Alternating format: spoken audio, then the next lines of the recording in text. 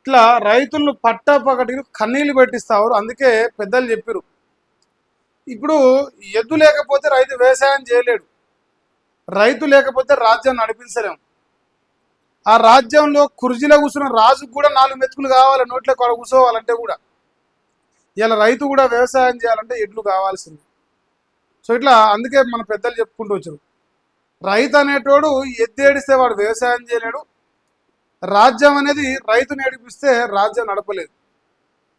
ఇంకా కూడా దున్నపోతు మీద నీళ్లు పోసినట్టే, అవి వాటికన్నా చలనం వస్తేనేమో 4 సార్లు వర్షం పడితే, కానీ ఈ దున్నపోతులు ఈ కాంగ్రెస్ రాజ్యం నడిపిస్తున్న ఈ దున్నపోతులకు అట్లా కూడా సోయొస్తలేదు. ఇక ఇక్కడ పోలీసులు కాళ్ళ మీద పడాలనే ఇందిరమ్మ రాజ్యం అంటే, పోలీసుల కాళ్ళ మీద పడితే అది ఇందిరమ్మ రాజ్యమా? అధికారుల కాళ్ళపైన పడితే అది ఇందిరమ్మ రాజ్యమా?